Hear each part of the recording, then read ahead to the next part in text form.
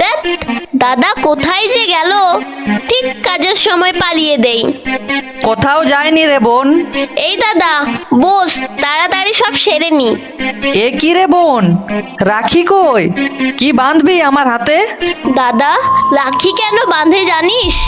ভাইয়ের মঙ্গল কামনায়, ভাইকে সকল বিপদ থেকে উদ্ধার করবে এই রাখি, তাই আমরা রাখি বাঁধি। তাই? কিন্তু আজকের পরিস্থিতি আজ এমন জায়গায় নিয়ে এসেছে, রাখি বাঁধার চেয়ে বেশি প্রয়োজন মাস্ক।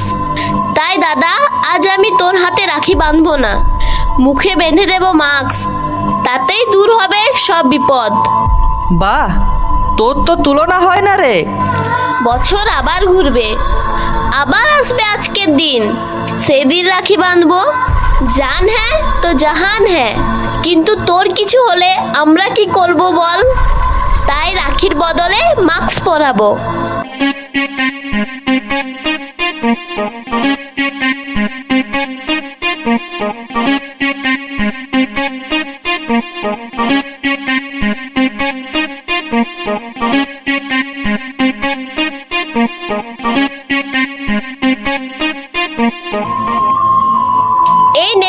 এই নে দাদা, পল দে এবার আমার গিফটটা।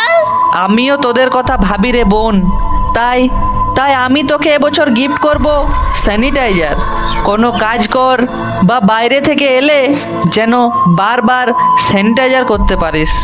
নে, আর আমি কথা দিচ্ছি, পাড়ার সকল মানুষকে বোঝাবো মাস্কের গুরুত্ব, বিলি করব দুস্থদের মধ্যে মাস্ক।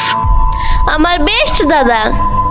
আর আমার সকল বোনের কাছে অনুরোধ, এই বছর রাখির বদলে সবাই আমার বোনের মতো সব দাদাদেরকেই মাস্কই পরিয়ে দাও, কারণ রাখি তো বারবার আসবেই।